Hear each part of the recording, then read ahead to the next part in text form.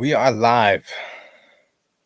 I was in bed when I get my notification that Corbin Burns has signed a 6-year, $210 million deal. Not with the Blue Jays, not with the Giants, with the Arizona Diamondbacks.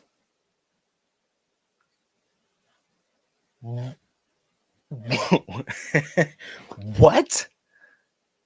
Like, this was nowhere on my radar. I have people that work and write about the Diamondbacks specifically, and they are as we speak scrambling their wording to jump on top of this because this came out of nowhere.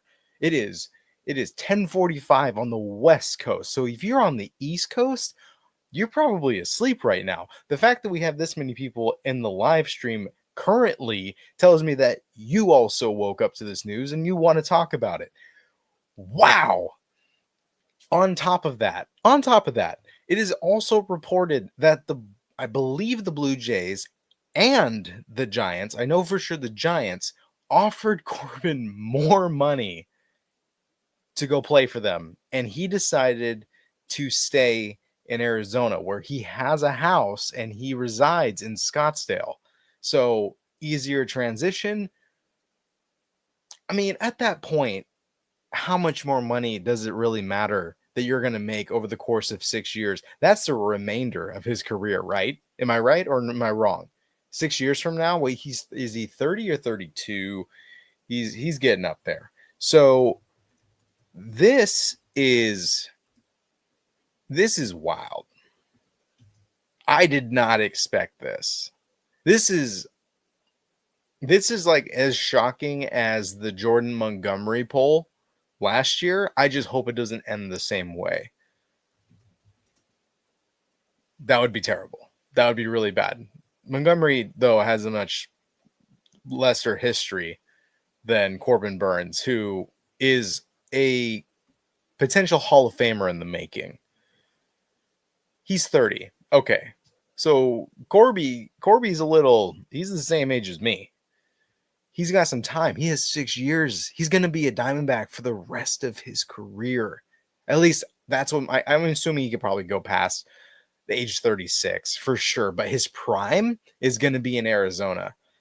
And he's used to it. He's used to the heat there. He lives there. This is wild. I can't emphasize this enough. Like I am stoked for the Diamondbacks. I wonder right now if I get this, because as of right now, Savant's not updated. Let's see if Fangraphs is updated. Damn, they're quick. Yep, it's updated. Wow. Look at this, guys. Like, look at this rotation. Look at that rotation. Even if Jordan Montgomery sticks around, which we've heard plenty of things that he's trying to get moved. Obviously, there's some issues there with the clubhouse, or I should say with ownership and Jordan Montgomery, with the words exchanged through the media. And then Jordan going through all of his little shenanigans when it comes to Boris. That whole story obviously was just not great, but he's been in shape. He's a lefty, which I think is very much needed, especially in Arizona. But you have Corbin Burns, Zach Gallen, Merrill Kelly, Eduardo Rodriguez healthy, Brandon Pfaadt, and Jordan Montgomery in a 6-man rotation. It's like magically we talk about how dominant rotations really play a part in a team's success.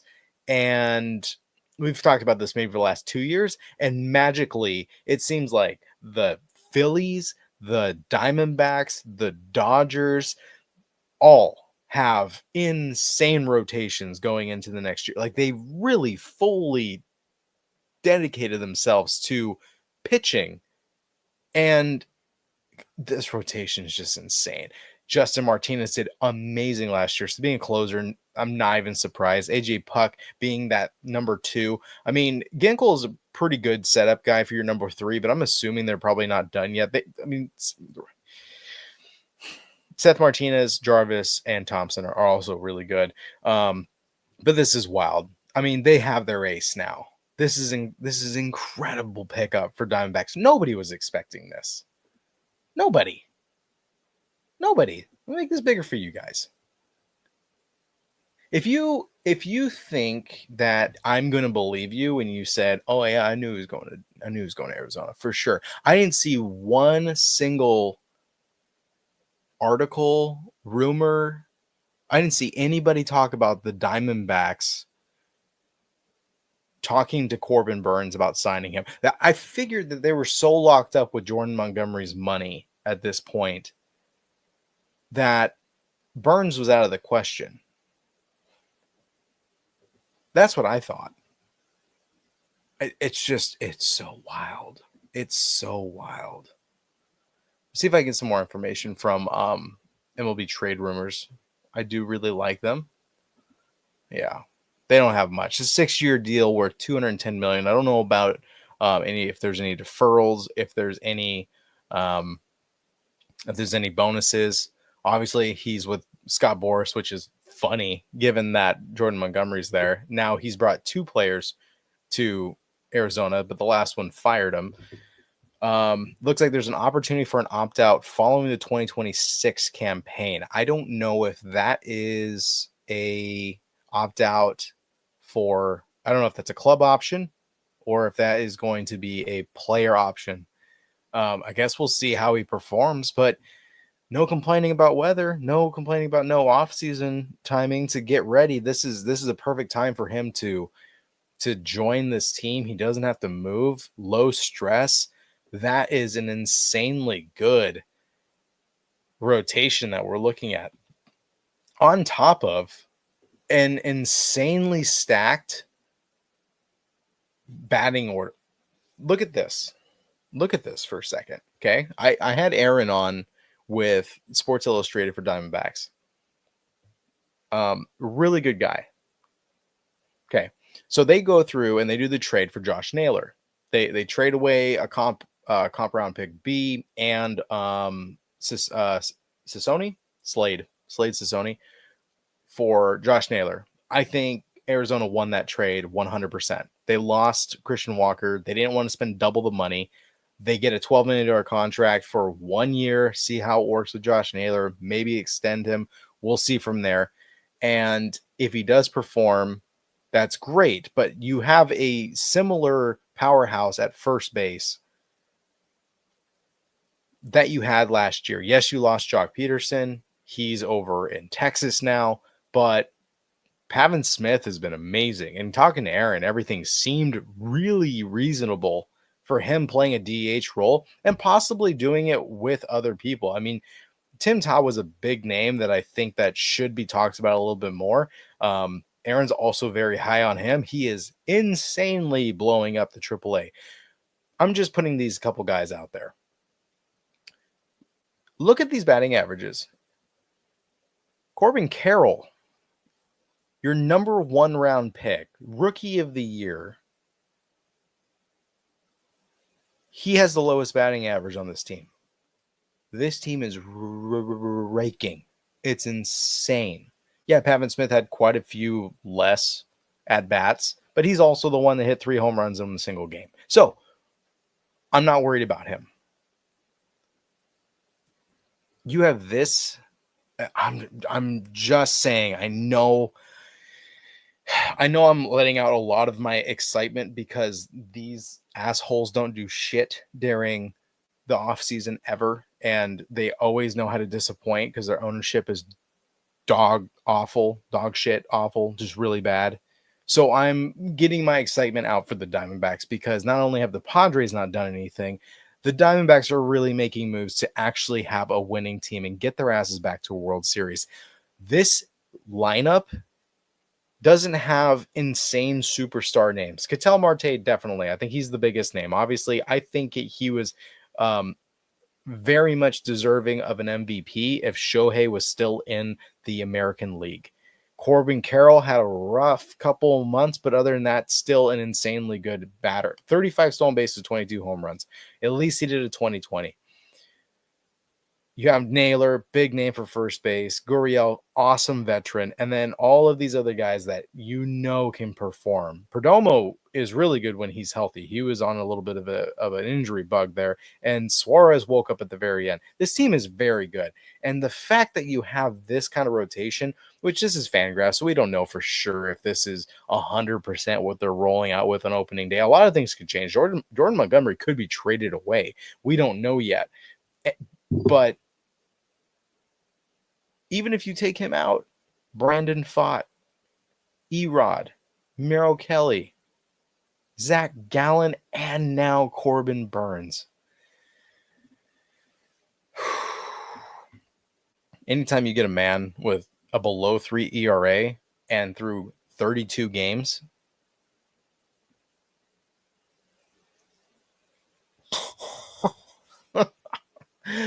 oh, this is wild. I really do want to know how much the Giants offered Corbin Burnes and also the Blue Jays, because they were both in on it. I mean, you guys saw all the memes on X, if you're on Twitter, or even if you're on Instagram, of these AI generated pictures of Corbin Burnes on a plane in a Blue Jays uniform looking out the window. The fact that he posted a picture of being at Tim Hortons like 2 weeks ago, everybody's like, well, what is he doing in Canada? Is he in Toronto? Who's he meeting with? It was the big market team, the richest ownership, technically, Rogers Corp, I believe it is. It's a corporation that owns the team. That's why you have the Rogers Center. And they have the most money aside from Steve Cohen. Steve Cohen is just an individual. Big money there. San Francisco, big money there. And they need another starting pitcher. It made complete sense that they would follow up and feed into exactly what Corbin Burnes' demands were for a contract, mainly because of the fact that the rest of the league has been spending a lot of money on pitchers that are not nearly his caliber. 181 strikeouts and 194 innings pitched. He nearly threw a strikeout every single inning.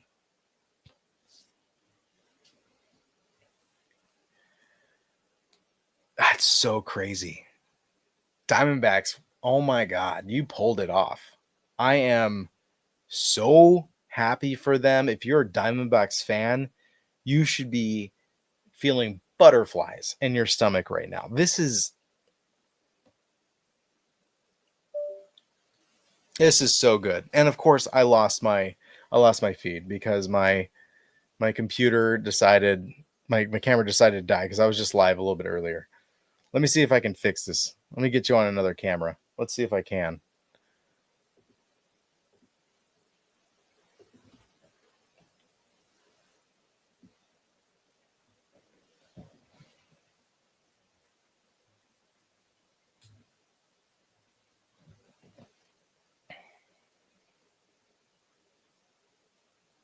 Are we up? All right, there we go. Let's try this again. Now you guys have a different view of me. Yeah? Now we're good to go? Let's talk. Let's talk some ball. Well, this light is not necessary anymore.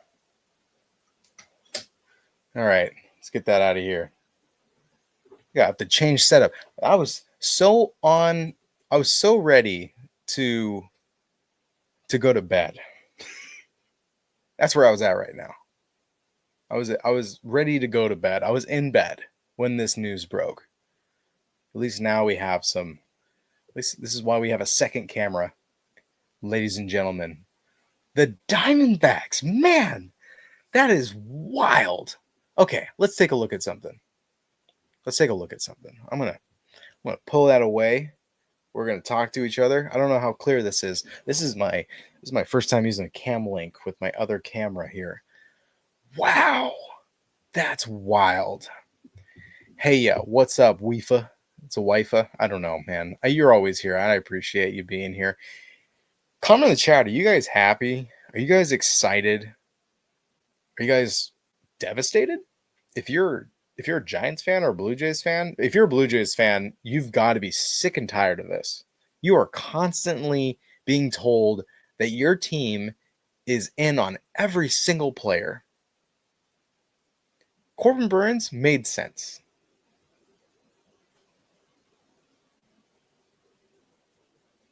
Not anymore. Not anymore. Wow. That is crazy. Let me look up something. Let's look at this.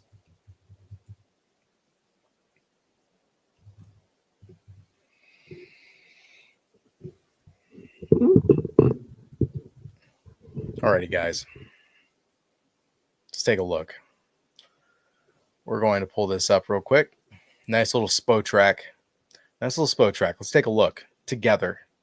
We're going to do this together. All right. I just want to make sure you guys could see this. It's a little small, ain't it? Oof. You're so welcome. Yeah, that's right. Like the video if you're here right now, please. Let's get this going. I try to be the very first one to go live talking about this just because I am so excited for the Diamondbacks right now. This is so huge. This is the biggest free agent pitcher that you could pick up right now. Now, there's a lot of people that'd be like, what about Max Fried? No. Max Fried's great. Yeah. Corbin Burns, he was that golden ticket. He was the Juan Soto of the pitchers. So this is huge. And to come from a team that was nowhere on the radar, that's wild. What do we got here? Okay. Let's take a look at this. Who's left? Who's left in starting pitchers? Huh? This is so weird. Blake Snell and Free. They put these guys. Where do they put? Hold on. Or did they just not update this? Yeah, okay. Corbin Burns is here. And he had a qualifying offer. So I'm assuming he is going to be number one, just ahead of Max Fried. The fact they put Max Fried above Blake Snell, that one also confuses me, but I'm wondering if that's because of the value of the contract. And look at that. Max Fried made $218 million, where Corbin Burns is going to make only $8 million less. And he took a lesser contract than two other teams. So that tells me he's valued much more than Max Fried. That's my guess. Although that, and especially since actually, yeah, Max Fried got 8 years at 218, 210 for 6 years for Corbin Burns. There you go. Okay, so those were all signed, but who's available still? And I'm not going to go based off their previous AAV because Verlander and Scherzer are not getting $43 million. Let's not get crazy. Let's go previous WAR. And I don't know which WAR. I don't know if this is F WAR or B WAR. I'm not sure. It might be Spotrac WAR. They have different algorithms the way they work. Obviously, Corbin Burns is number one. Trevor Williams, and I mentioned this in the live stream earlier when we were talking about Teoscar Hernandez's signing. Why has nobody touched Trevor Williams? Because if I go up here, I'm looking at a lot of these guys, and Severino, I feel like Trevor Williams would have been a better pickup for them.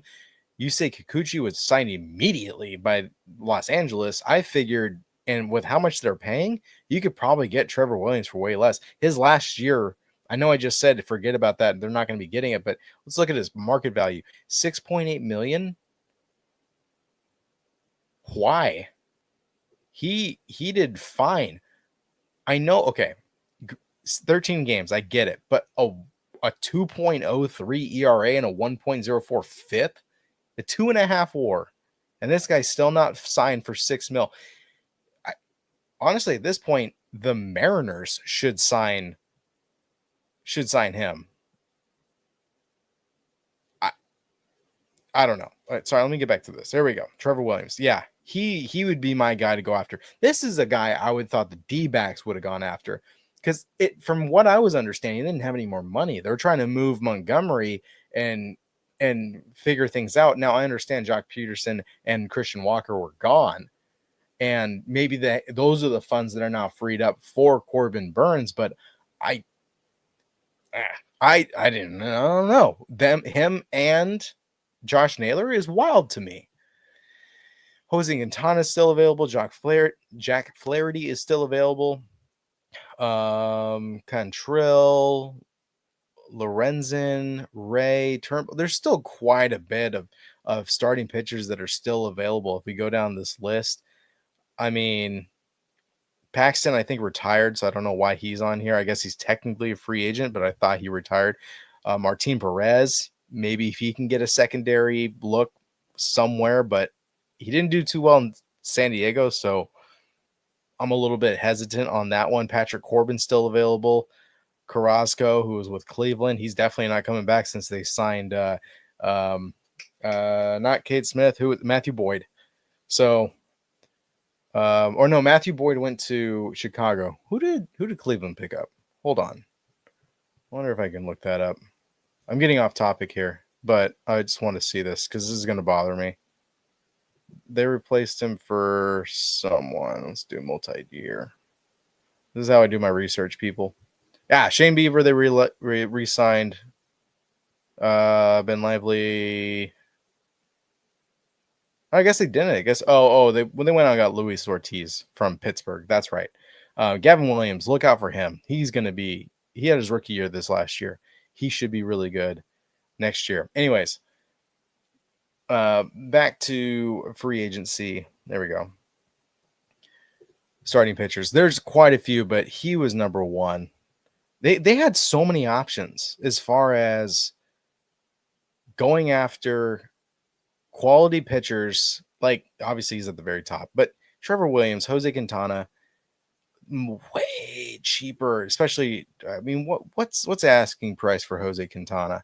And he's always, anybody who goes for the Mets is overpaid. $8.3 million. He could have, they could have signed Williams, Quintana, and Flaherty for the price of Burns, but they went out and got Burns. And that's another thing. He has a qualified offer. You know what that means? Do you know what that means? You lose a draft pick. You sign somebody with a qualifying offer, you lose a draft pick. So they are losing quite a bit and spending quite a bit of money. I love Hendricks. That's the owner, by the way. Or Kendricks. Kendricks? Yeah. Ken Kendricks. I love that guy. And he's got a good baseball card collection, so I like him even more. This is an awesome move. I feel like I'm repeating myself, but I just can't believe this is happening. So, wow, 6 years. I am going to get on eBay or Fanatics whenever they come available for a Corbin Burns jersey, because it's got to go with the hat. Even though I'm growing my hair out, we're gonna see how wild this could possibly get. Dude, the NL West is so stacked this coming season. It's ironic because the biggest threat to the Dodgers this last postseason was the Padres. Oh, have the tides changed in 2025? At this point, the Rockies are the worst and the Padres are going to be the second worst. I'm only saying that because they haven't replaced anybody. They are not going to have Musgrove. Darvish is starting to hit kind of his end. So we'll see about Roki Sasaki debates. I haven't heard anything about Profar. What's going to happen? What's going to happen with them? But the Giants, I mean, the Giants they got Willie Adonis. With Willie there, they have a full infield. Their outfield, this is going to be a competitive league. I don't even know how to put. I'm going to be biased here because I think the pitching is just so much more dominant with the Diamondbacks now.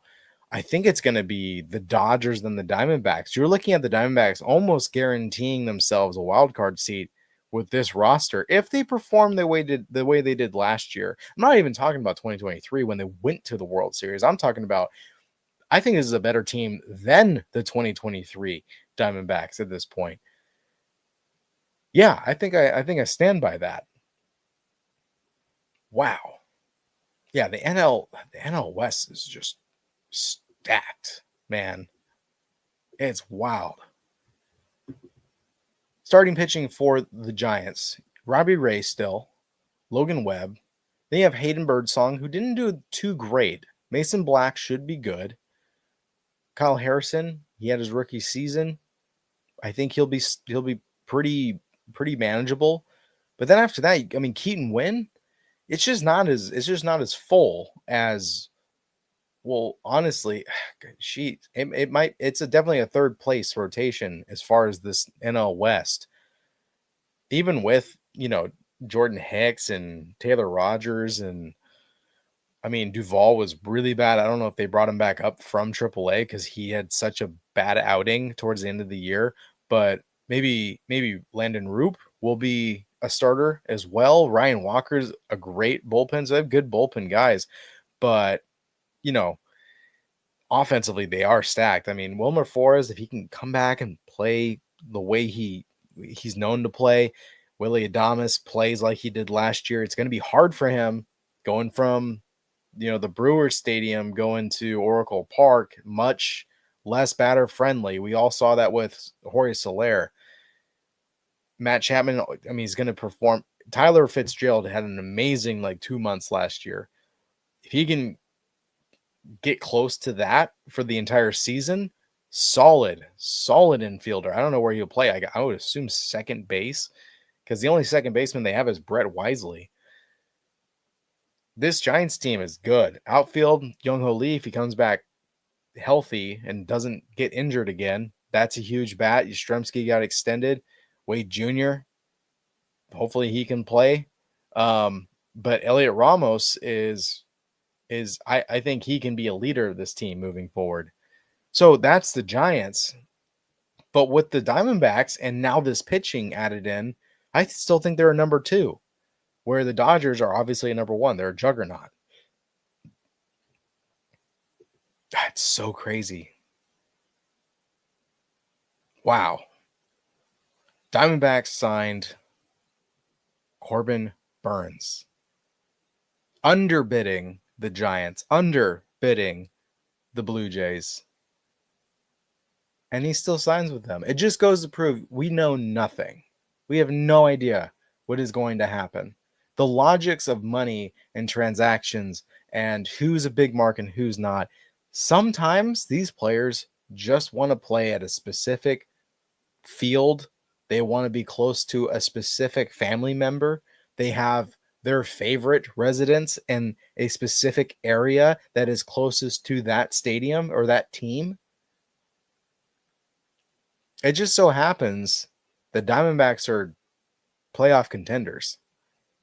And from the youth of the team, the amount of number 1 draft picks in recent years, they're going to be probably for the remainder of his contract. The more we talk about it, the more it's very obvious that he would go to the Diamondbacks. 2020 hindsight. Am I right? Wow. If you're joining me right now and you're on YouTube, please do like the video. I do appreciate it. It helps the algorithm out. We got out of bed, stayed up late. I have to be up in literally 5 hours. And I just wanted to jump on to talk about this with you guys. Get in the comments. Let's converse for a little bit longer because I do need to go to sleep at some point. Maybe I can get Aaron in here with Sports Illustrated Diamondbacks.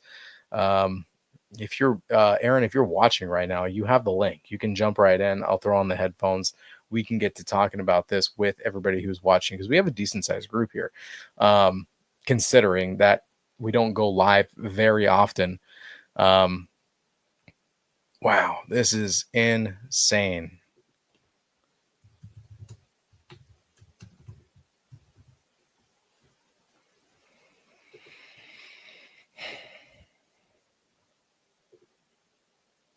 I think they're done, at least for the rotation. There's no other reason to add another pitcher unless you want to get greedy just because you want to have a backup elite ace. You know what I mean? Like you want to have a backup to your number two. Yeah, that's wild. You know what? Aaron's in another group right now. He's speaking on something. Yeah. I don't know if I can get this guy back in here. I'll be there in a sec. We have space with Arizona. All right. He's almost finishing up. So Aaron will join us in a second.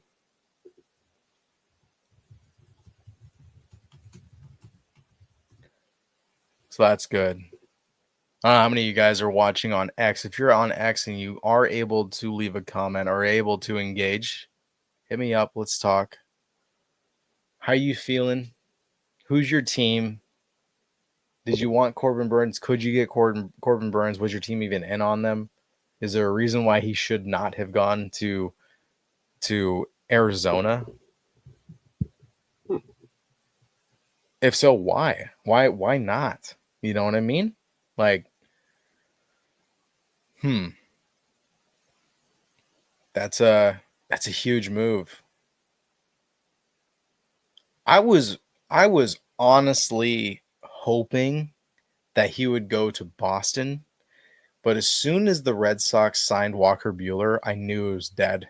It was almost the same feeling that I got when Houston or made that trade for Kyle Tucker to get Isaac Paredes and Cam Smith. You trade away your right fielder, dumping a lot of money because you're not willing to extend your star players that you grew from the beginning, which is a habit of the Astros. And you bring back two third basemen when Alex Bregman, your homegrown guy that you didn't offer an extension to, it was the two third basemen to where you're like, all right, I think the Astros are out on Bregman. Well, when the Red Sox got Bueller, that was kind of the end. It was also the same thing with there's also like they're probably not in on Luzardo. They're not in on Luis Castillo. It kind of shut that down to where now the talks are for Boston are Bregman, like third base, but their hang up is Yoshida. Yoshida is taking that DH role. You don't want him in the outfield, but you also can't really bring anybody in until you get Devers on DH. But if you put him on DH, then you don't have anywhere to put Yoshida, and you're paying him so much money. And he's a good bat, but you have nowhere to put him. Maybe you do not want him in the outfield because he is awful in the outfield. That's a conundrum for the Red Sox, which is interesting because that came out later that the Red Sox offered the Mariners Tristan Casas and Yoshida for Castillo plus cash to help with Yoshida's contract because it is very, very large. When he came over, it sparked a light in I think Boston fans and a lot of the Red Sox fan base brought him back because there was just a little bit of a quiet moment that took place right before he showed up that got people back interested in that team. So they paid a lot of money for him to go there. Mariners messed up. They should have took that. They should have took that deal because that's a DH and a first baseman right there. Huge bats that you could add to your lineup. They royally messed up. Boston signs Walker Buehler. Is what it is. That kind of kills that deal now.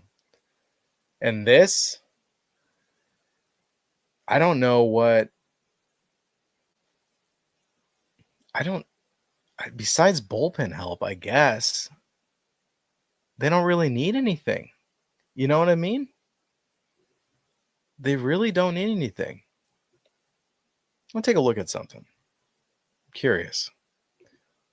How about bullpen help? What else could the Diamondbacks do the rest of this offseason as far as free agency? I don't want to get into trades and anything. That is a billion different options and possibilities.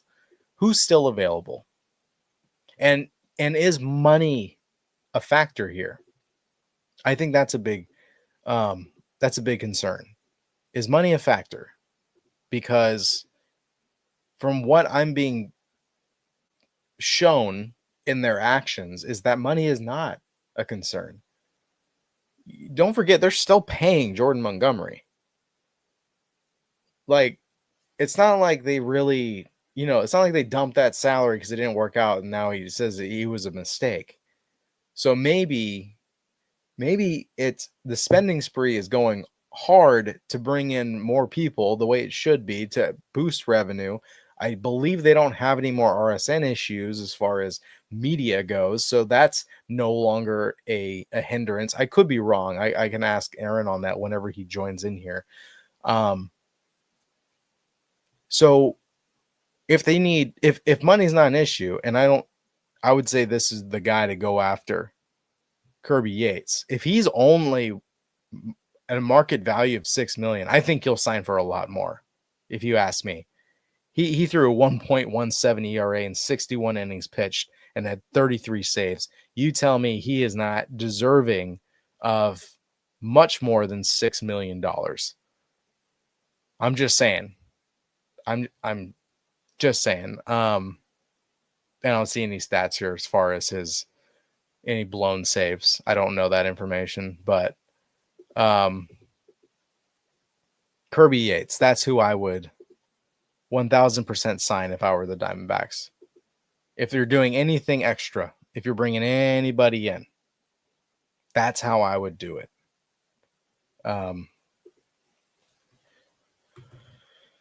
Try to make this bigger for you guys so you can see. There we go. That's a lot. That's a lot better. Am I right? Am I right or am I right? This is, man. They don't need any more bats. They don't need to go spend anything. I think their offense is tits. I think it's good. It's great the way it's set up. Pitching, if they really need more bullpen help, if they want to go that route, don't touch Tanner Scott. Tanner Scott costs too much money. I'm telling you right now, he's going to get a payday, but it doesn't need to be the Diamondbacks. Diamondbacks should be looking at Kirby Yates, Jeff Hoffman, Dave Robinson, and I would say Estevez.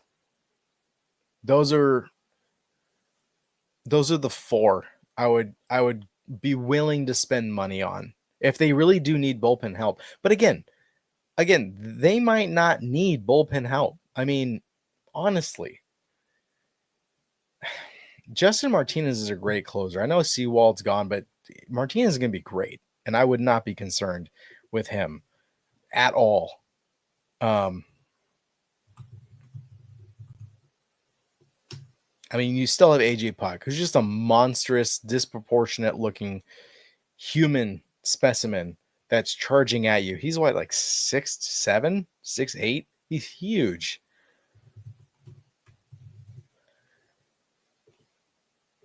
The bullpen's not bad, is what I'm trying to say. That's what I'm trying to get across.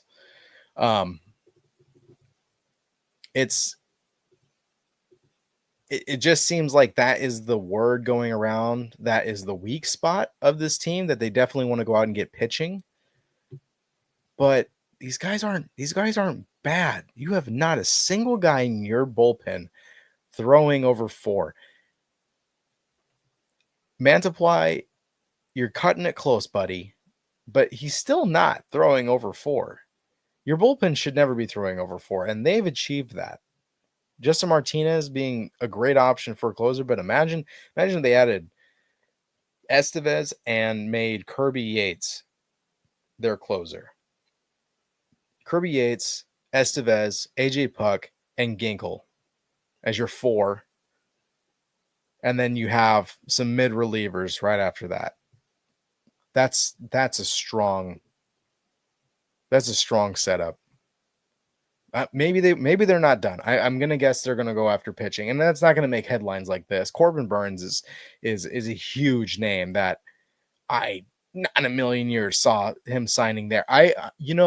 If I were to be told that he would have bought into a contract with the Diamondbacks, I'm like, okay, 2 years, 70 mil.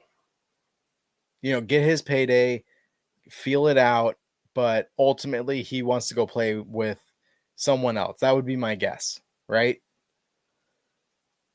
No, 6 years, 210 million. Wow. Just insane. Let me see where he's at. Let me see where Aaron's at.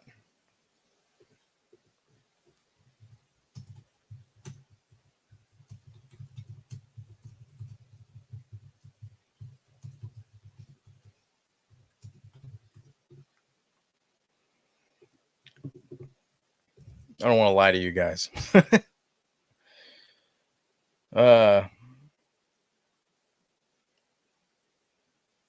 Sounds like, it was at foul territory. I'm not even I'm honestly not a fan of that show. It's too curated. It doesn't feel original, doesn't feel honest. But Grayson Rodriguez went on and he was talking about like, oh, you need to bring him back to Baltimore. I can only imagine how he is feeling, right? Like, I know he's friends with them, but like, he was saying like, he's like, yeah, I'm pretty confident that we might get him back, or try to talk to him, get him back, send some funny texts. But man, at this point, like, I wonder if he's sending him a text like, I'm in Arizona now, you should have joined me. I don't know. It's just a funny thought. This dude's bounced around. This last season's been hectic. He spent so much time in Milwaukee and then getting traded to the Orioles, performing the way he did, Cy Young caliber by all means. And now he's going to Arizona. That is just can't say it enough. Cannot say it enough. Aaron's gonna be jumping on here in a second, so let me get my headphones on so I'm not echoing.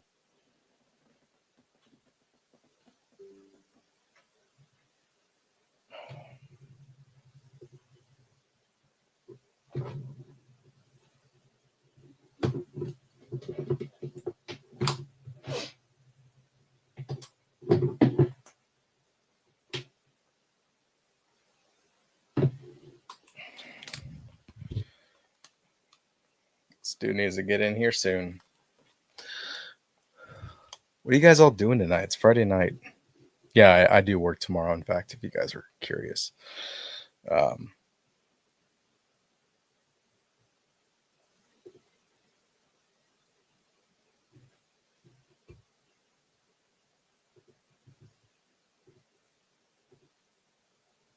There we go. All right. It's very interesting. So there may be a possibility of maybe another bat, but I would assume that would be in a trade. I don't know if they're still going to be pushing for Jordan Montgomery to be moved out, because I would be pretty comfortable running this on opening day. I don't know what you guys think. You guys can leave it in the comments down below or in the chat. That'd be ideal, because this does not look bad at all. Let me get Aaron in here. What up, buddy? Yeah, I know, right? Good evening. Exactly how I feel. I've been going off on like, what the fuck? Yeah, that's my exact emotion right now. Yeah. Holy shit. Look at this. Look at this rotation, dude. Yeah, that's enough to make like any man cry. That's beautiful. It's beautiful. Let me just give you my reaction Please. here of how this went down for me. It's 12:30 here. Everything's winding down, and I believe it was like 11:40 there at that time when it Yeah. happened. Yeah. I was in bed, Me too. getting ready to go to sleep, and my guy, Jake Oliver, amazing writer over at Diamondbacks on SI, a prospect wizard, sent a text to our group saying Corbin Burns to the Diamondbacks with a bunch of question marks. And no, I think it was Alex, Alex D'Agostino, who wrote a great story on it. And we all just went back and forth calling everyone, trying to get stuff confirmed, trying to get stuff figured out. Like, is this really happening? And I guess 6 years, $210 million later, and we have Corbin freaking Burns as the new co-ace of the Arizona Diamondbacks. So here we are. It's so much money. I did not expect him to spend this much, and I've been saying this in the stream this mostly, pretty much this whole time. It's just, oh, I messed up my. There we go. Like, I didn't expect them to spend this much money. Like I said, if someone were to tell me, I was just saying this right before you got in here. If someone were to tell me, like, hey, Corbin Burns, like, he might be signing with the D-backs, I'd be like, okay, well, like what, 2 years, 70 million? Like, get a feeler out there so that he's not too old, so that he can go back to free agency and make more money.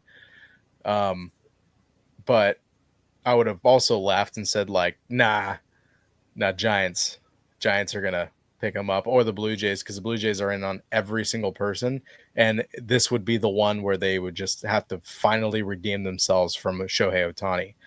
So, but no, they can offer him as much money as they want, because in the end, Scottsdale, baby, Scottsdale. Yeah, Mike Hazen does not play around.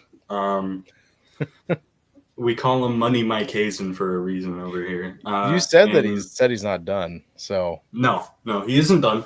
And I still don't think he's anywhere close to done.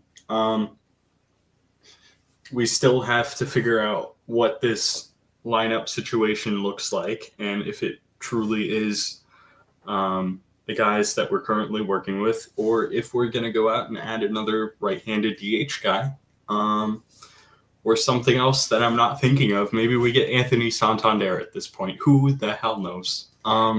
Yeah, I was gonna ask you about this because I was looking over it, and like, personally, if we just go up to the starting lineup, I'm not against this lineup. Like, I was mentioning this before, like, officially with this rotation now that you guys have, there is no reason to not fully expect the Diamondbacks to be the number 2 in the NL West. I'm not going to say number 1, obviously. We're talking about a juggernaut in your zone division, which is just not fair. It is what it is. It's not fair. They brought back Teoscar. I was just live on that not even 3 hours ago. And now you have a second team which actually has an elite caliber level of pitching to join the Phillies, to join the Mariners, to join the Dodgers. It's like, it's a powerhouse of pitching that's not only 5 but 6-man rotation. But I'm curious on this, because you said, like, maybe we can go out and get another DH and stuff. Are you not comfortable with Pavin Smith? Because I would be. Pavin Sorry.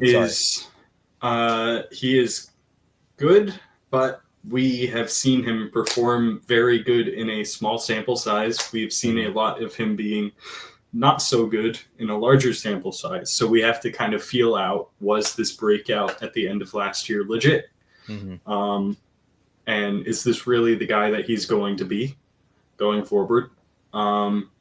and he's a guy that could definitely benefit from some platoon splits.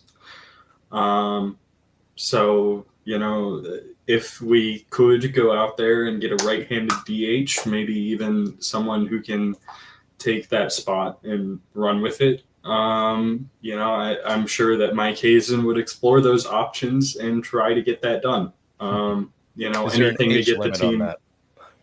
an age limit. Yeah, almost certainly they're not going to go out and get a JD Martinez. I like Um, it was just my first thought. I know.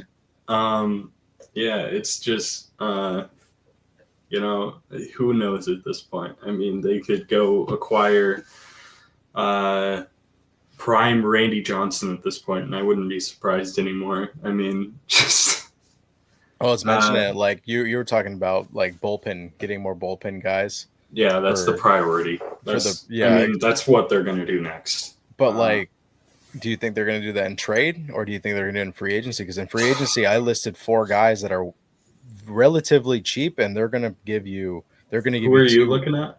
I was looking at Kirby Yates. Yeah, wrote about him. I was looking at Jeff Hoffman. I was looking at wrote about him. We've covered him, but that wasn't me. Okay, and then also, who was the last guy? I was going down by Warren Spotrack. Obviously, my brain doesn't have a very good memory because I should have remembered these names specifically because I literally just went over this. And people, if someone in the chat wants to re-jog my memory, please feel free. Because I was going off a previous war. Okay, so I said Yates, Hoffman. David Robertson. Yeah. I know Jack Summers is a huge David Robertson fan.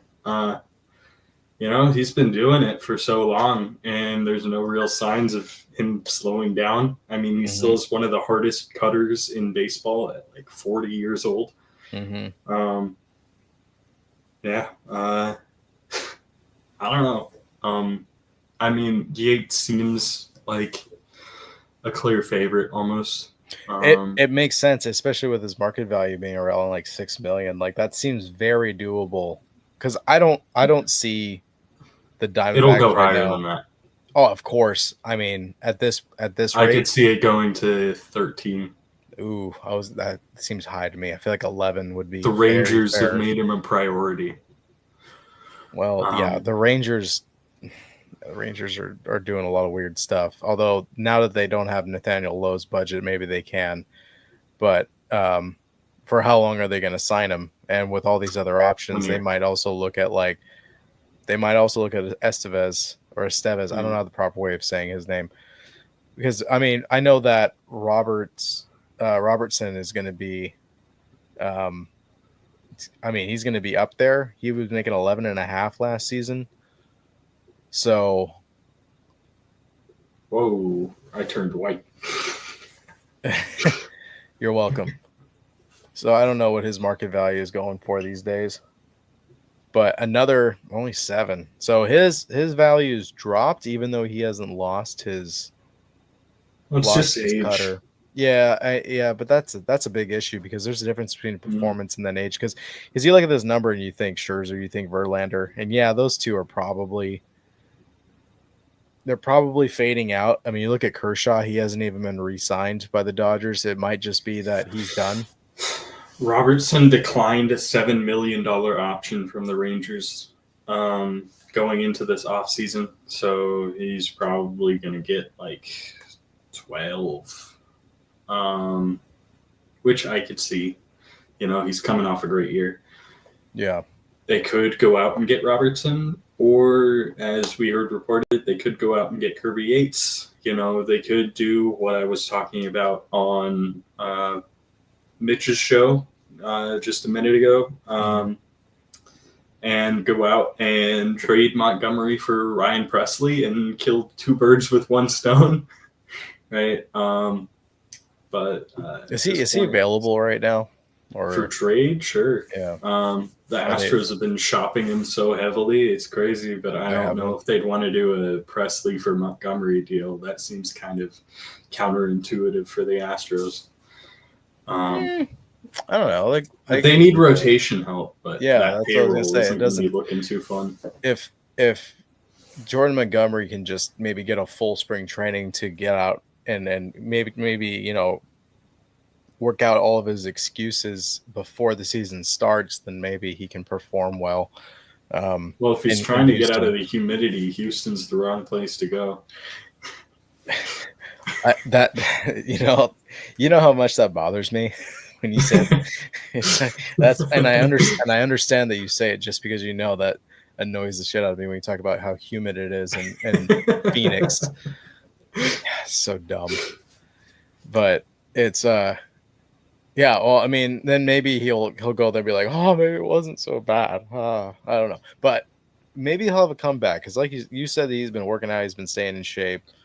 Um he's been I don't know, I trying to be the best person he can be. He was looking pretty big at the beginning of last season. So maybe he's sweating it out, trying to, I don't know, be the best person. I mean, because what he did a 2-year contract, right? It was a 1 year with a player option or a vesting option is what Montgomery did. Okay. And then So he picked it up. it would behoove him to break out in 2025. Yeah. So maybe that's a good reason to hang on to him. It's something funny. What if the Diamondbacks just went out and got Tanner Scott?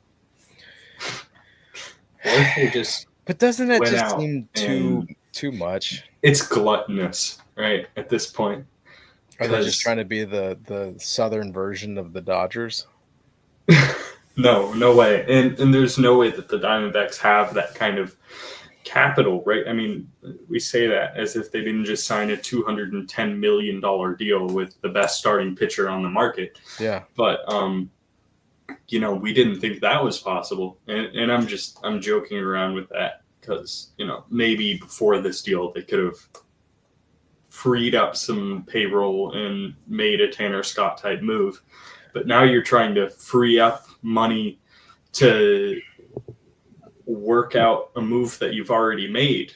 And, maybe that's not even possible, right? I guess we could look at it and say the Diamondbacks wouldn't make this move if they didn't have the payroll to support it if there was no following transaction. Or Because maybe if the Tanner deal Scott has falls family through, in Phoenix and he just wants to be close to them yeah, for who less knows? money. It feels like every baseball player has family in Phoenix or lives in Phoenix, Hmm. which is great for us, I mean, Eduardo Rodriguez came here, Jock Peterson came here, in parts due to those things. And yeah, it's definitely also beneficial to have spring training here too in the Cactus League. Yeah. Yeah. Yeah. It makes everything reasonable. What's the scoop on the whole? I was going to ask you about this because it did the RSN thing get taken care of? I'm assuming it did for them No, to spend this. they're No. one of the biggest. They're one of the most affected teams by that whole situation. Holy Um, shit! They're still they're one spending of money. they're like one of the top three most effective teams or most affected teams by this whole Bally Sports garbage that pretty much just screwed the Diamondbacks out of a ton of money. Yeah. Um, and that it's not resolved necessarily. The Diamondbacks didn't get their money. I know MLB picked up their broadcasts, but So the MLB is taking over, but they didn't get for paid now, for that. I'm not exactly hip to all the details that go around it and the exact dollar amounts that are getting paid, but I know that it's not what it would have been had Bally held up their deal. Yeah. And And the isn't Diamondbacks are very affected by it. I was gonna say, and then also, isn't there still an ongoing thing when it comes to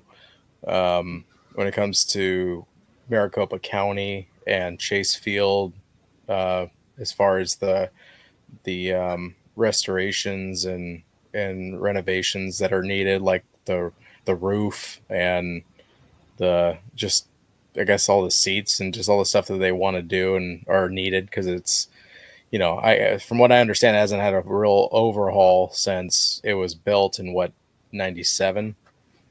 Yeah. um, that situation's very complicated, and it kind of sometimes feels like you're going nowhere slowly. Um, Yeah. and the deadline's creeping up pretty quick.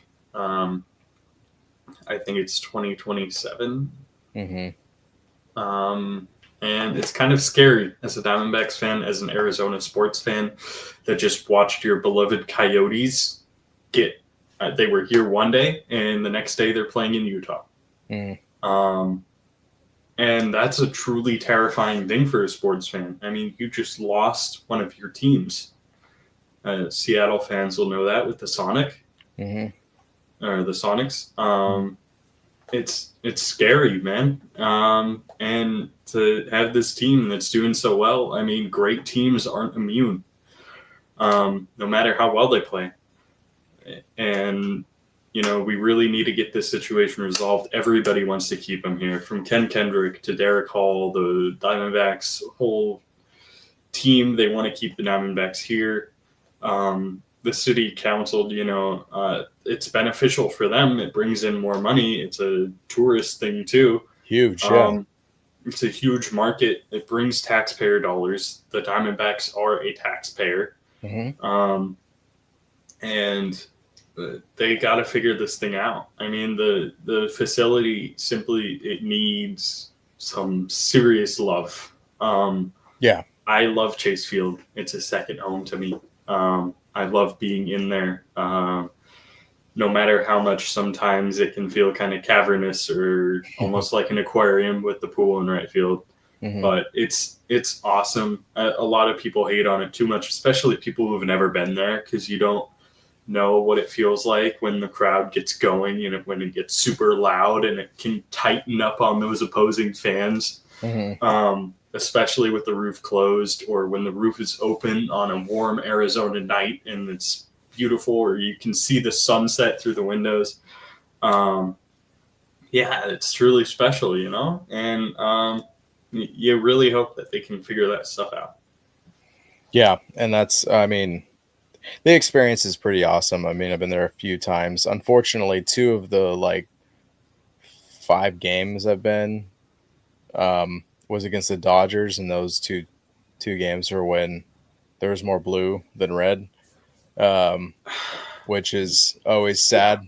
But those fans always travel. I will say I do have one complaint about Chase Field that bothers the living hell out of me, and it's the fact that they never show a replay of what happens on the field on the big screen. They do now. They do now. I What believe as of they've when? done Because they've I done was it there last sometimes. season and we I never I got a replay. swear I thought I I, saw that I happening, was I was just but like last year. I was like, they're it's still not doing this. Like it's something that they should do. it If was they like don't do it, they should do it. it was I agree. August. It was August, and when I went, Really? yeah, and But there was no replays the entire. I don't know if the I'll guy tell you. running the screen was just like pissed off because the Dodgers were killing us, but like it was the day like Andy Paez had like 2 home runs Oh and man. Shohei Ohtani had a home run and so did Chris Taylor. I was just like, Mm. what the? Like, they were teeing off on him, and but we just never got a replay. Even when Corbin Carroll like robbed a guy from a home run, didn't even get a replay. I'm like, what the fuck is going on here, man? Yeah, no, I only went in like late September. That's when I got back to Arizona Hmm. from Germany and New York. And you know, I swear I saw that happening, but maybe I'm just like imagining things, because I can kind of think of both sides of it, because you do see just player and like what they've done, and then the stats and the Yeah, lineup, yeah. right? And you That's have like that's the what two. I'm. You have Mhm. their lineup, and then you have the Diamondback lineup, and then the Yeah, on center is both just like like, screens, and yeah, then there's the yeah, center screen. yeah. Yeah. Yeah, and that was like my biggest pet peeve. So if they do any upgrades to the stadium, it's just hire somebody to replay what just happened. Like that's all like that'll engage people way more. It was it was really getting on my nerves. And just for a second, Joe, what's up, Doug? Sorry, I'm not ignoring you. I saw your comment, but we're in the middle of a conversation. I just have some people in the comments, so the chat. So, but yeah, if they can do those things. Like honestly, I don't have much of a complaint. What would be awesome, and from what I read, is that they're going to expand that general area outside of the stadium to incorporate more shopping, more of like a Truist Park kind of What vibe. what Ken Kendrick and the Diamondbacks people want to do is they want to build a ballpark village, Yeah, yeah, right? yeah, that kind of It's thing. the Yeah. type of thing that everyone wants to do. San Diego did it amazingly. Hmm. I don't know if you've ever been there. I know you've said you've been to the Padres like stadium. Hmm. Super cool, Yeah, awesome experience. You hate to say it about a rival, but it's a beautiful stadium. that's why I live right Um, in the middle. I can do both. Truist Park, supposedly really cool. I've never been to the Battery, but I hear it's really awesome. Yeah. All the teams want to do that type of thing. I know the Mets are expanding theirs. Um, and the Diamondbacks want to do that type of thing, but Maricopa County is very, very picky on what they do and don't want to let the Diamondbacks do, and are very tight Mm. on spending and everything. And they are really making this about the toughest experience that it possibly could be and the most nerve wracking thing for a sports fan to go through.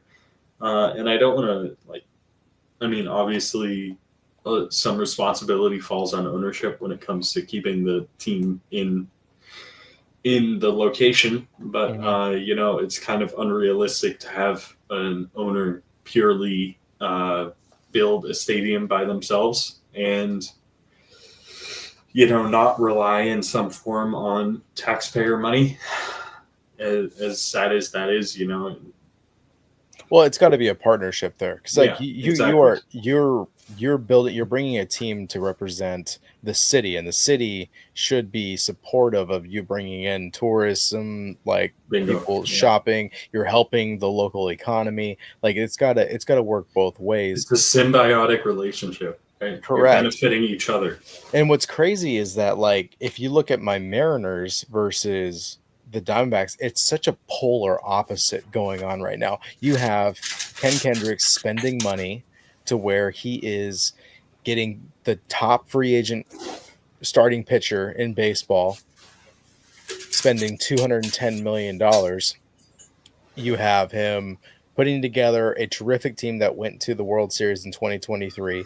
He's trying to upgrade, trying to do upgrades, trying to push everything. He's dealing with RSN issues as far as along with the stadium and the location. They're fighting all this stuff, but he's still spending. He's still going out and grabbing these players to put the best team on the field in order to have a winning team in this city because he loves it.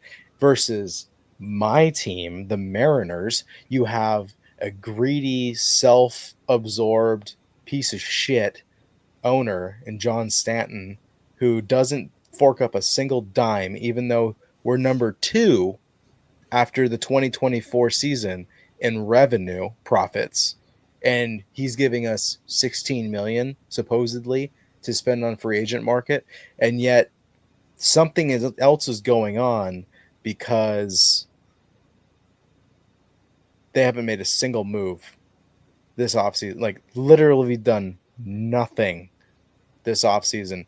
And you're seeing the two differences between an owner that gives a shit about winning because he understands that winning is going to bring in more money. It's going to bring in more fans, whether or not they're bandwagon or not. Look at the Dodgers. They're spending money like crazy and their fan base is massive. They're bringing in Japanese market. It's growing. They're basically making Shohei Ohtani's contract in 2 seasons because of how many fans are leaping onto this train.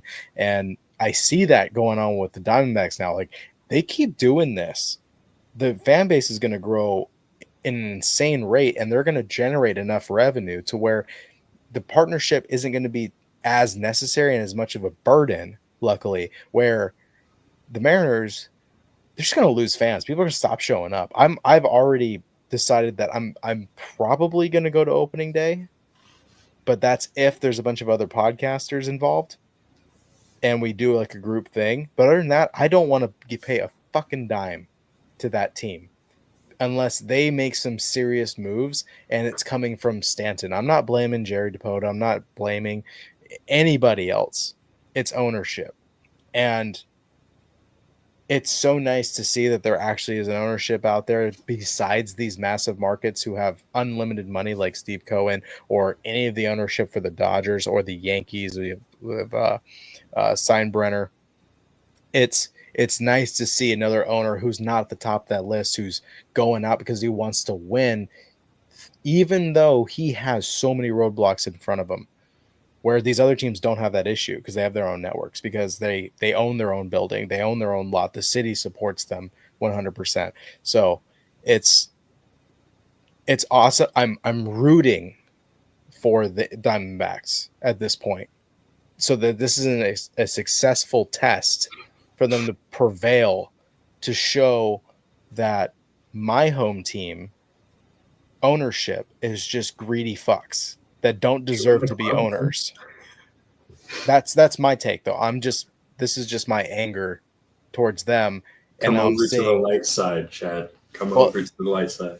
it is sunny there. It is for sure. I look, see how white you are right now. But Oh man, that's your Fangraphs page on my screen, just reflecting on. now you're darker. Look at that difference. Yeah, yeah. You're somewhat regular color now. I'm a tan guy, man. I don't know what to. I have a very big monitor right in front of me, so it's just whatever you display on it is just getting put right back onto me. And I'm a German, so of course I'm white. But Deutschland, yeah. So, I mean, that's kind of my take. No, and that's the thing. I am still like I have 3 teams, and that's it.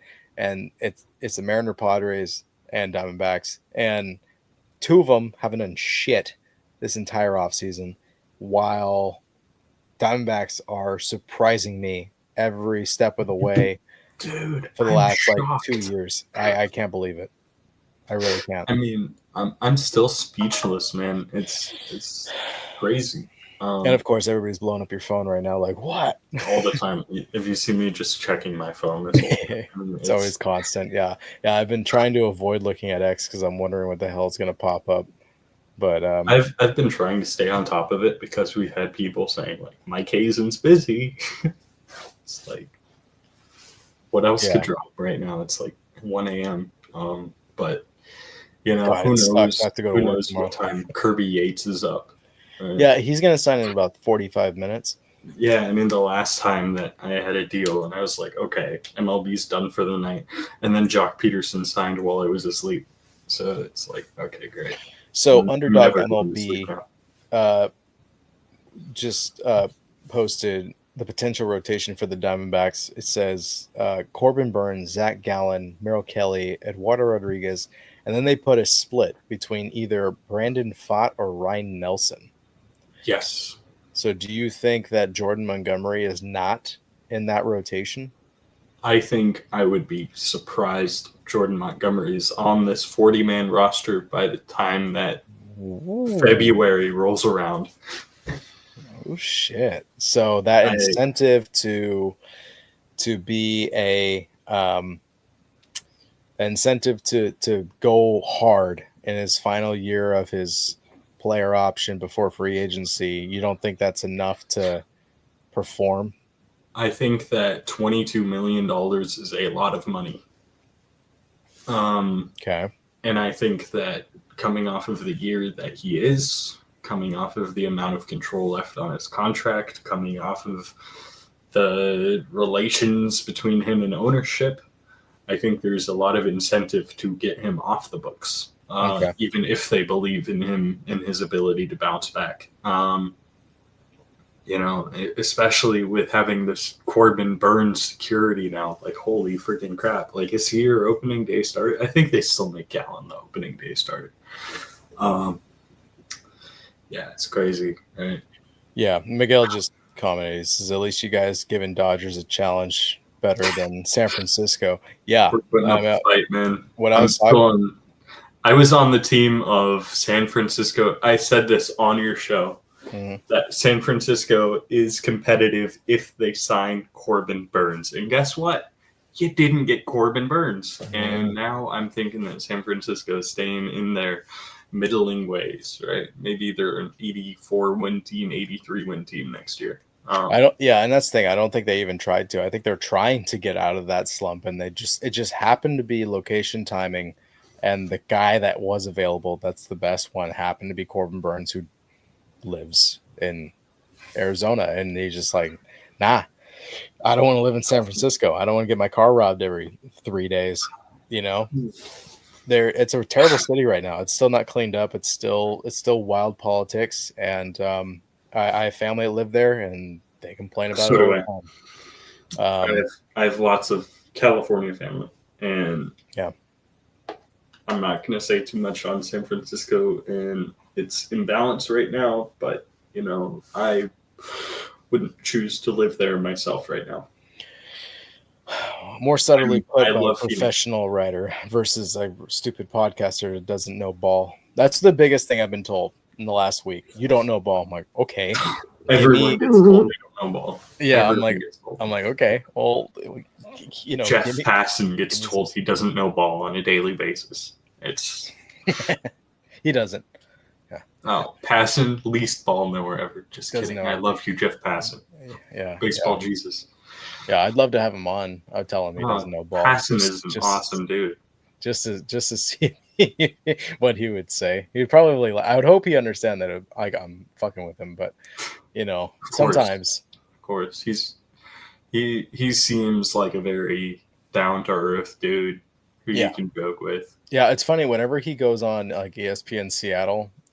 It's like they always get him when he just woke up out of bed. He always sounds like he hasn't had his coffee yet. Like he sounds tired.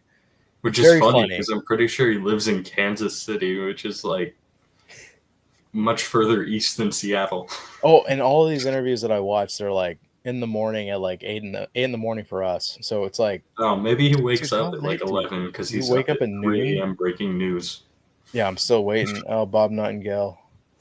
Okay, so Bob Nightingale, the Baltimore Orioles were also aggressive in their pursuit to keep Corbin Burns, but the opportunity for Burns to stay at home in Phoenix during the spring training and the regular season meant more than chasing the last dollar. Well, spring training, baby. It's Nightingale, baby. Yeah, it's Nightingale is also a Phoenix guy. In case you didn't know, What was up with his post about Roki going to LA, going to the Dodgers? Did you see that post? Was it Nightingale or was it Fine Sand? Hold on, let me see if I can find it. I don't remember anything on that. I know Sasaki's making his move on the 15th of January. Yeah. It says the only player missing from another spectacular Dodgers offseason is free agent pitcher Roki Sasaki. Yeah. I was like, I think you liked my comment on that. I sent the meme of Will Ferrell saying, "Oh yeah, shut your mouth." I was like, "Watch your mouth." Yeah. Yeah. I like a lot of comments that aren't too Dodgers friendly. I don't know if that's professional or not, but my likes are private. My likes do not represent my professional opinion. Oh my god, it's funny. It's it's funny. The fact, I love it. Yeah, you don't have to put disclaimers on everything. I have to put disclaimers on everything, man. You don't. I don't want to get sued, bro. You're not gonna get sued. They're your own opinions. So I get sued. I haven't heard much about this, but so tomorrow my Gleyber Torres video comes out because I went live earlier today, and then I'm live now, which is killing my sleep because they need to chill out and do all this stuff in the middle of the day. This is ridiculous. I don't have enough time to produce enough content so I can get it out to all of you guys. But thank you, Aaron, for joining me. But have you seen what was I haven't read this, so maybe you can sum it up for me. So Dave Cavall resigns as the A's president of I saw it, yeah. So exploring new opportunities. Do you think that's more the fact that he just doesn't want to move to Vegas and he doesn't want to deal with John Fisher's bullshit anymore? I think it's very ironic that one of the key reasons that the A's are able to move to Vegas or Sacramento or wherever is jumping ship seconds before they're actually making the move because he wants to pursue business opportunities in California.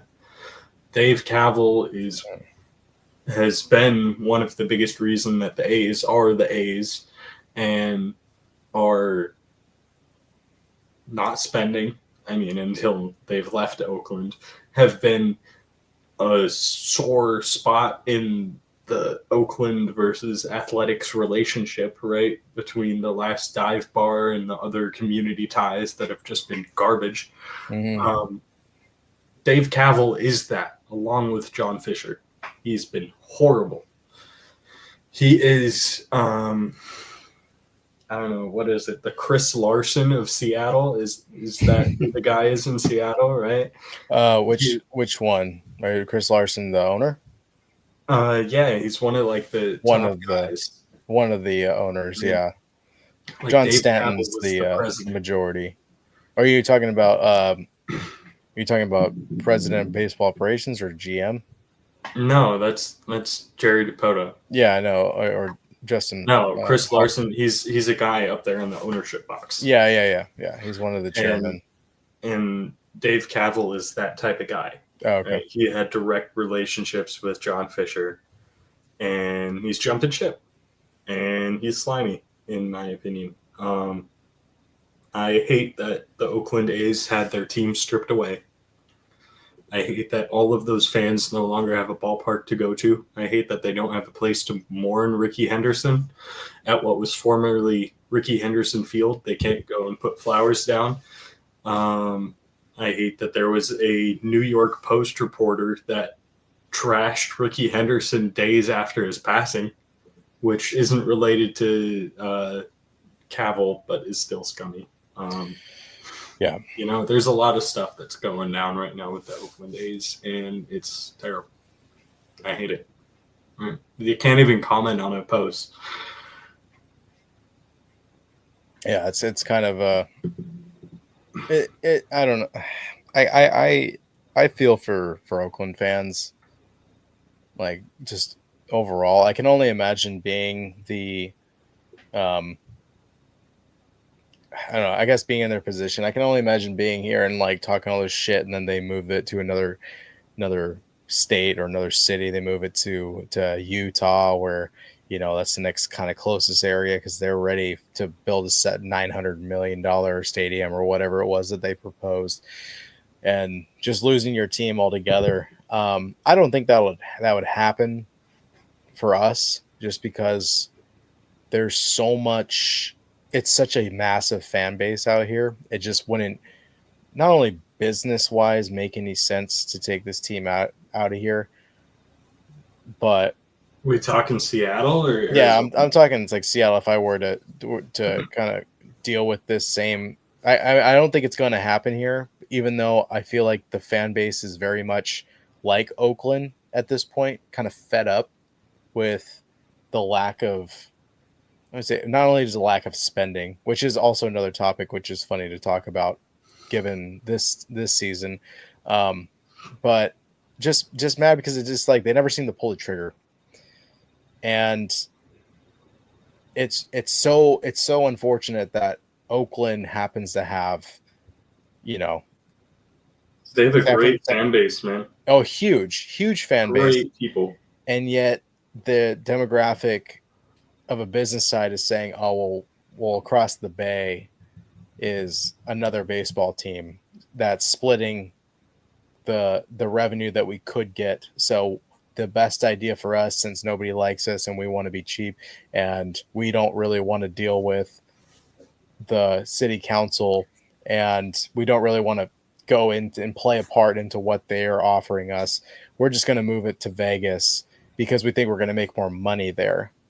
Even though I don't think that's true entirely, because that's a destination for tourists, and tourists are not, diehard fans. They're not going to be a fan of a team that's not their home, and then the population of Vegas of itself is just not very big compared to these other cities, and you already had a massive fan base. All you had to do is just build a new stadium, work with everybody, and spend a little bit more money, and it'd probably be fine. And the ironic part is this whole not just the lawsuit, but I was at Jimmy from John Boy was mentioning this.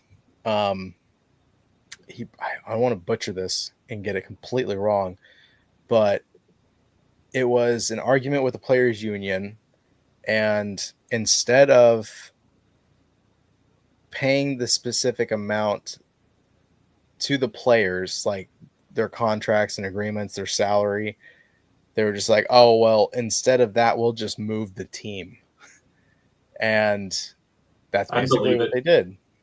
And so they are going to move the team, but now since they are not going to be in a large stadium, I guess they are going to. God, I really don't want to mess this up. I know somebody's going to put it in the comments because they probably read into this a lot more. But there is a what's the terminology for it? They get like a stipend. They get a payment from the county that's invested into the team, and so based on the quality of the stadium and just upkeep and all that stuff, they get that money.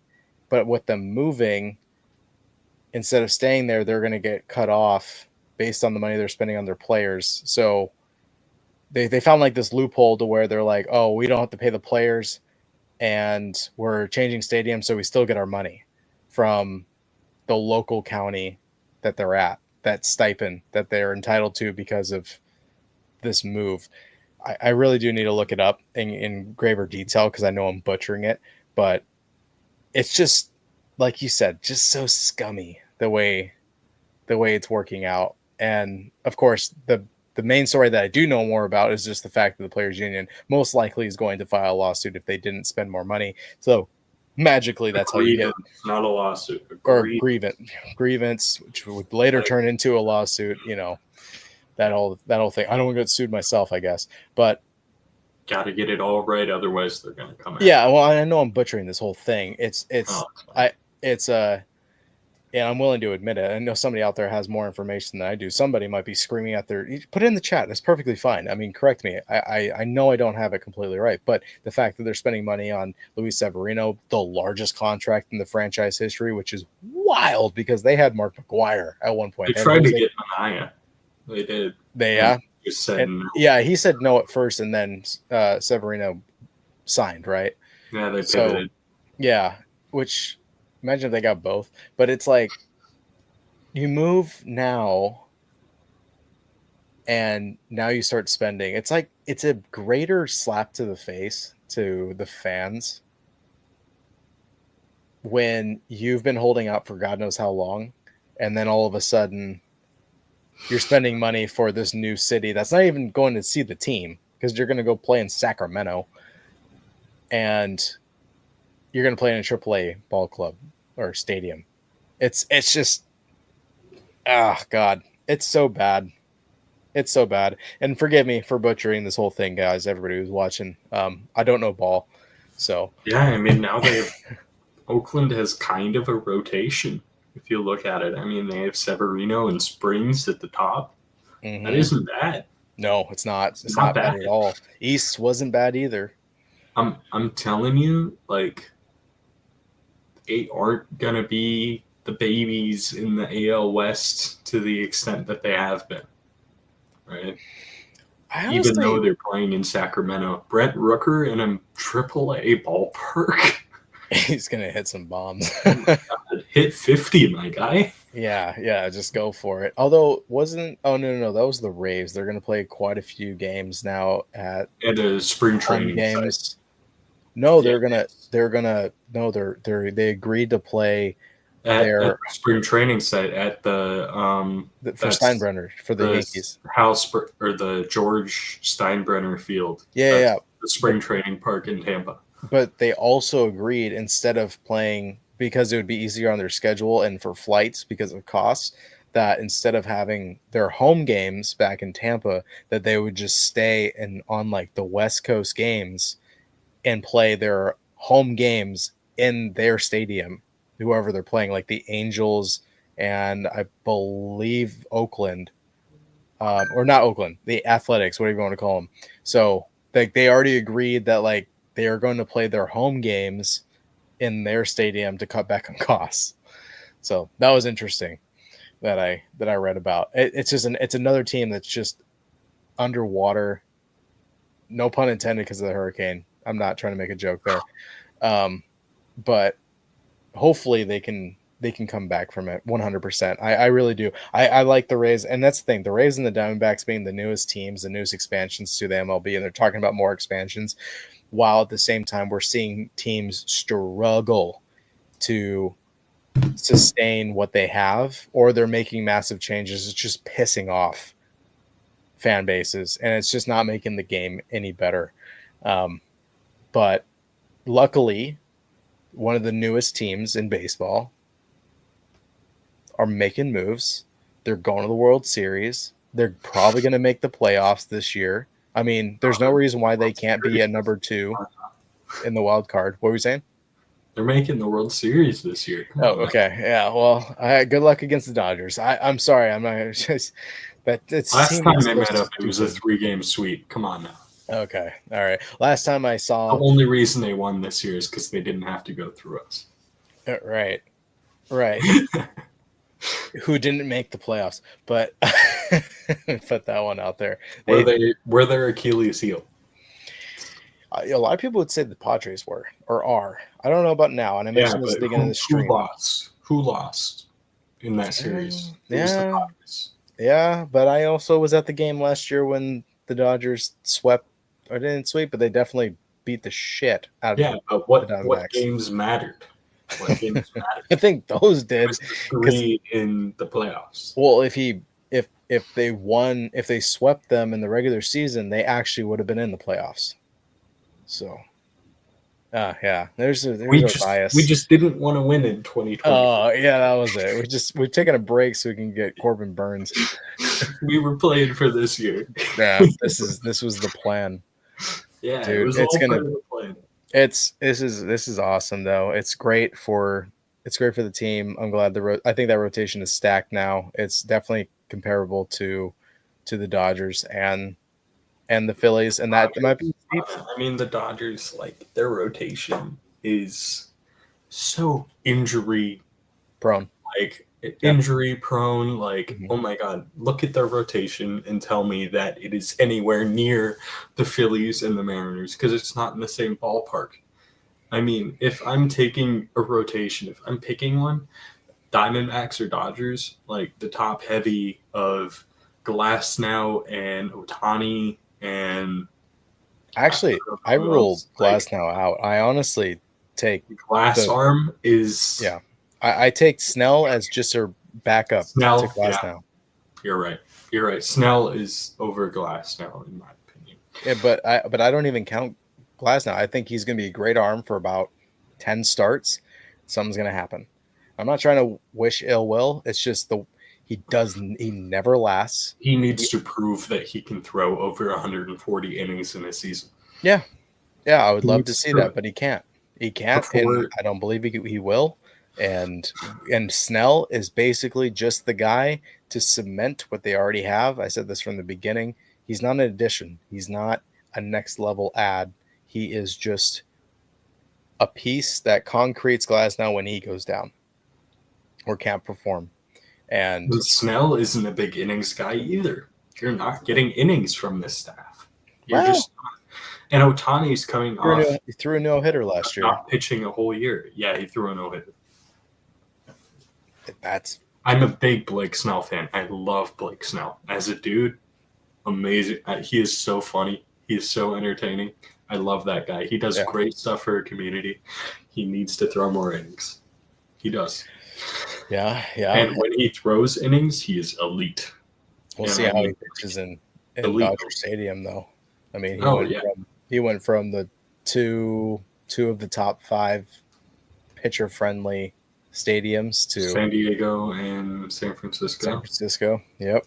And now he's going to go to a very hitter-friendly ballpark, the Dodger Stadium. Well, Dodger Stadium can be very hitter friendly. It can also be very pitcher friendly, depending on it's got wonky Insane. dimensions. It's got wonky dimensions. That center field, like the gaps are large, and the corners are tight. Mm-hmm. It's weird. It's almost like Chase Field esque. Like, funnily enough, Yeah. right? You think the bullpens are tight, and in Dodger Stadium, it's not like flat corners. It's like sharp bends in where those stands are. Yeah. And then the center field is deep with the Dodgers have like this covered place where fans can go, and the Diamondbacks have the big video board. Yeah, it's odd similarity, but the NL West has a bunch of like crazy ballparks and ballpark factors. When you think of Coors Field and Chase Field's pool and the giant video board wall, you think of Dodgers Stadium in those corners. You think of San Diego and the Western Metal Supply Company in left field. San Francisco with the wall in right, McCovey's Cove. Mm-hmm. That just having the bay Cool out there is division. really nice. It's a cool division. I'll say that. Yeah, a lot of unique setups. I mean, Coors Field's really cool just to go to. It's not worth seeing. It's great to go, especially if you're rooting for the other team. But because the Rockies are a weird organization that makes zero sense on their decisions. But call my hot take, I guess. I would love to see a Rockies fan deny it. But yeah, man. Yeah, there's it's an interesting division. We'll see how Blake Snell pitches, but I right now I think the Phillies and the Mariners probably. I honestly see. Mariners are my one. Phillies are my two. I wouldn't put the Mariners at one. Really? Because of Wu. What? Wu is a reason why I'm putting them at one. No. I'm not talking performance wise. I'm talking injury risk. Yeah. He is an injury risk, and I look at that Phillies rotation. I don't see one. Maybe you can say Luzardo, I guess, but Luzardo has bad risk. Luzardo can be bad. He can be. He's had bad 2024 numbers. He's coming off a bad year. I think that he's going to do well there. Of course. I don't know. I'm also one of those people like where if I see a player that has really good potential, he plays really well, and then he has a couple bad years being with a franchise that sucks and is going to do nothing to make it to the playoffs. Granted, they surprised us in 2022 or 2023? 23. It's just you get demoralized. I mean, look at the White Sox. Look at Luis Robert. I bet you if he gets moved, he's going to break out because he's just not going to be. He's not going to be with that same organization he can't stand, and I know he can't stand it. Because the ones that get out seem to flourish. They seem to do really well. Outfield market's going to get moving soon. I wonder if Robert's going to get traded. Who's the domino? I don't get it. It hasn't really moved much. I keep asking myself the same thing with the reliever market, right? Yeah, that's another good point. There's a ton of them available. The starting pitcher markets, I'm going to guess first baseman was really like. Oh, it's quick. Everyone was waiting, like, who's going to be the guy to fall? Everyone was like, this is going to keep dragging out. And then it was like Walker, Goldschmidt, Naylor, Santana, Lowe, all at once. 3 days. 3 days are all gone. Within 24 hours was most of them. Most of them, yeah. Nathaniel Lowe, I think, showed up on the third day, but yeah, he was a little. It was like the afternoon of one day was 3 of them, and then 4 of them the next day. Yep. So it was very quick. I don't know when the domino is going to fall. Maybe Teoscar's the first domino. That happened today. I forgot about that. Yeah. It's amazing. As soon as Corbin Burns signs, you forget about it. Well, yeah, everybody did, but I was wondering what took so long. And It Mike, was negotiate. It was like leveraging because everyone was like, "But Teoscar could go to the Red Sox," and then afterwards, the Red Sox sources were like, "No, we were never getting him." yeah, well, I also thought like Teoscar didn't really want to go anywhere else, to be No, he honest. wants to be a Dodger. Yeah, He so and I wants think to. I think LA was just kind of like, we'll fill in the rest of our spots and then we'll come to him Yeah, and I mean they we'll got draft him. Conforto first. Like, Yeah, they extended Edmund even though that first. defensive corner is gonna be rough. Yeah, I'm not sure what. Conforto is not good defensively, No, and they cannot DH him. he's not good defensively, and neither is Teoscar in Mm, Dodger Stadium. Like he's mm. really not good. He was really good in Seattle, which is why Yeah, I thought he weirdly. was good. I thought he was good defensively, but looking at last year, I looked at the Savant earlier today on the live stream, and I was just like, "Holy crap, dude! He had like a -6 or something like that feel, or maybe it was -1." Chase Field or something, and it's like, oh my god. Yeah, it's pretty bad. So it's yeah, it's gonna be wild. I'm glad things are happening. I just wish it wasn't so late at night. It's 12:30, bud. I gotta work in like 4 hours. So Oh man, why are you still awake? because baseball is life and I don't know ball, because that's why. Hey man, So I have nothing going tomorrow, man. It's yeah, lucky Saturday. you. I Yeah, I wish I didn't work on Saturdays, but I work on Saturdays. I I'm the got bottom. writing to do. Yeah, I don't have any writing to do, thank God. Well, maybe if something happens, then I'm gonna have to write something up to make an actual video instead of live stream. Live stream's been In an saving me though article or lately. what? What's that? What are you gonna go start a what is touching bases like what do they even use? What do the Seattle Mariners guys all use? They all use like one writing software. I don't even know which one it is. Oh, Chat GPT. I don't know. No, like one platform to post all their stuff. I know Jake uses the same one. What X? I don't know anything about this stuff. Reddit? No, I just put it you'll on have to YouTube ask and him. hope. But yeah, it's I love the software that we have over on SI. I know I used to use I had my own site, and I had a software that was okay, and I got really good at using it. But then going over to SI and their software, which some of our guys have some gripes with it, but Voltex, holy crap, does it automate the system so well? Like you can just go in, boom, click. You got your image, you got title, description, image, type your main paragraphs, get your like metadata fields like Mhm. SEO titles and descriptions, team stuff, tags, all in one place. It's so nice. What And I is think it? it's I think it's SI Run. So I think you'd need an account with Sports Illustrated. Uh, So I don't know if you can actually use it publicly, but I'm just complimenting my company's software. Kiss that um, ring, man. Kiss that ring while you're publicly putting it out there. Good for them. I love Red. I mean, on Yeah. SI, check out Diamondbacks on SI. Great dudes, great stories, solid Now guys. more to check out, more than us just blabbing about Corbin Burns Alex yesterday. put So out. good Alex stuff. was on the dot. I mean, Yeah. he put out an excellent story immediately after. I read through it while I was on Mitch's space. Mitch from Arizona Sports, also a great dude. Arizona has some great guys in the community. I'll say that.